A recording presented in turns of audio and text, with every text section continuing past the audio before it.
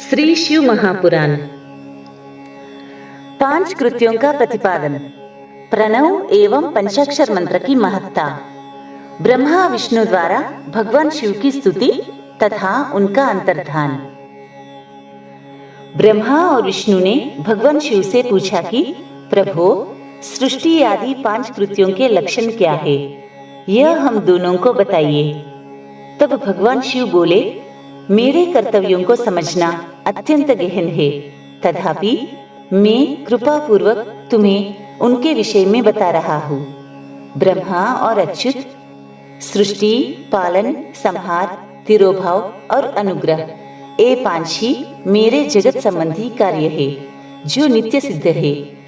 संसार की रचना का जो आरंभ है उसी को सर्ग या सृष्टि कहते हैं। मुझसे पालित होकर सृष्टि का सुस्थिर रूप से रहना ही उसकी स्थिति है, उसका विनाश ही संहार है।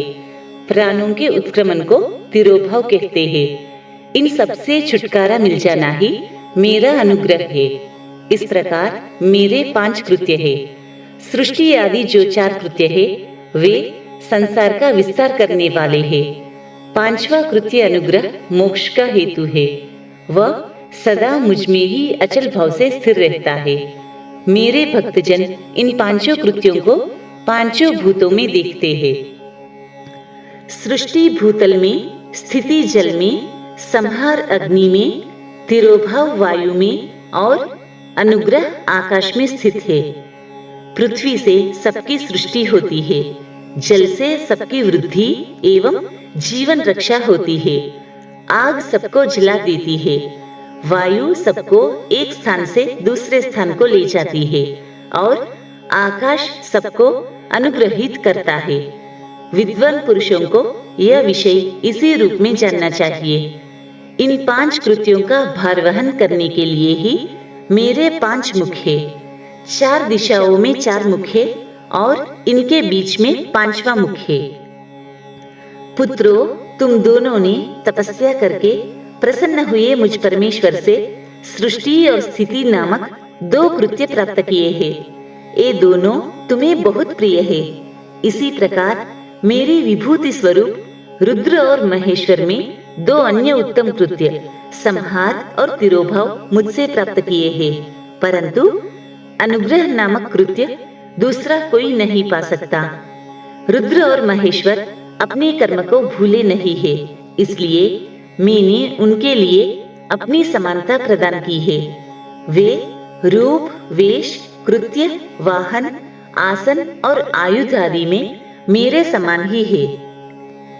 मैंने पूर्व काल में अपने स्वरूप भूत मंत्र का उपदेश किया है, जो ओंकार के रूप में प्रसिद्ध है। वह मंगलकारी मंत्र है।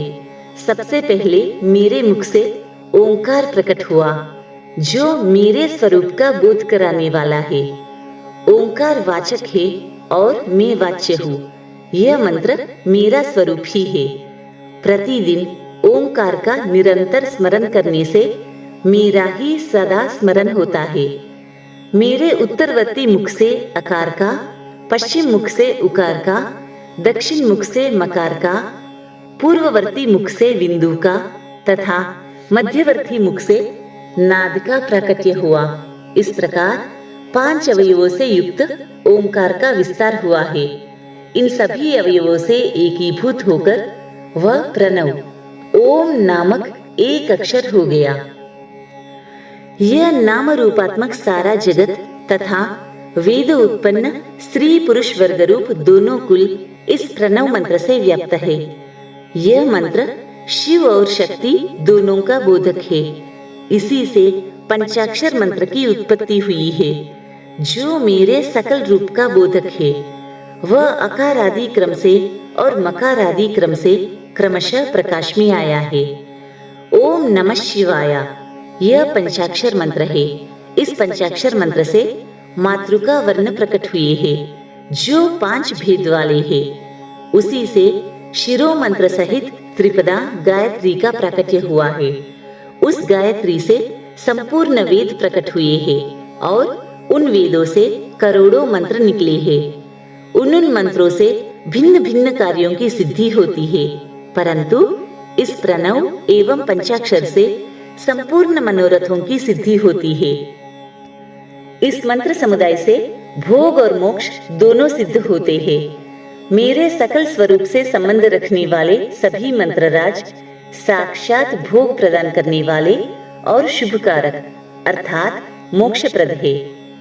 नंदिकेश्वर कहते हैं, तदनंतर जगदम्बा पार्वती के साथ बैठे हुए गुरुवर महादेव जी ने उत्तराभिमुख बैठे हुए ब्रह्मा और विष्णु को पर्दा करने वाले वस्त्र से आच्छादित करके उनके मस्तक पर अपना करकमल रखकर धीरे धीरे उच्चारण करके उन्हें उत्तम मंत्र का उपदेश किया।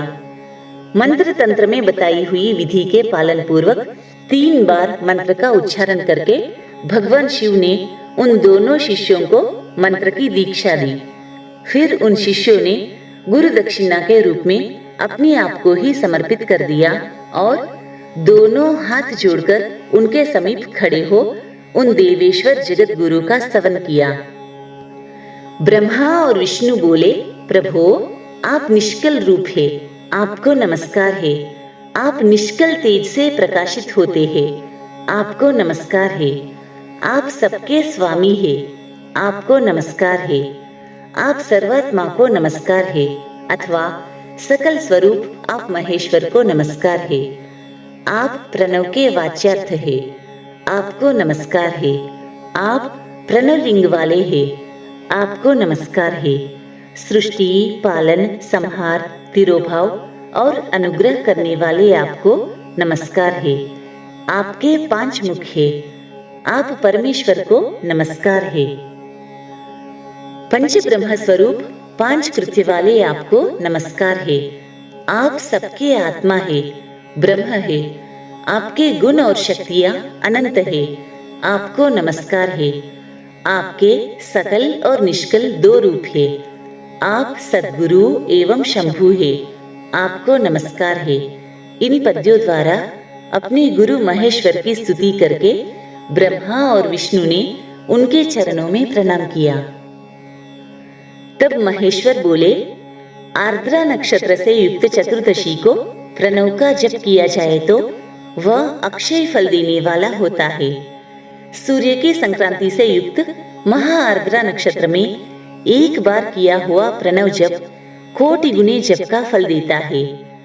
मृगशिरा नक्षत्र का अंतिम भाग तथा पुनर्वसु का आदि भाग पूजा, होम और तर्पण आदि के लिए सदा आर्द्रा के समान ही होता है, यह जानना चाहिए।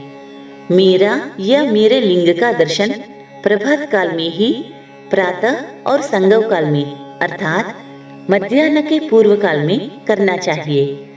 मेरे दर्शन पूजन के लिए चतुर्दशी तिथि निषिद्ध व्यापिनी अथवा प्रदोष व्यापिनी लेनी चाहिए, क्योंकि परिवर्तिनी तिथि से संयुक्त चतुर्दशी की ही प्रशंसा की जाती है।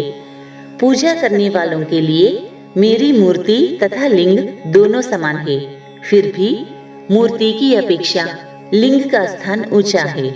इसलिए मुमुक्षु पुरुषों को चाहिए कि वे वेर अर्थात मूर्ति से भी श्रेष्ठ समझकर लिंग का ही पूजन करें। लिंग का ओंकार मंत्र से और वेर का पंचाक्षर मंत्र से पूजन करना चाहिए। शिवलिंग की स्वयं ही स्थापना करके अथवा दूसरों से भी स्थापना करवाकर उत्तम द्रव्यमय उपचारों से पूजा करनी चाहिए। इससे मेरा पद सुलभ हो जाता है। इस प्रकार उन दोनों शिष्यों को उपदेश देकर भगवान शिव वही अंतर्धान हो गए।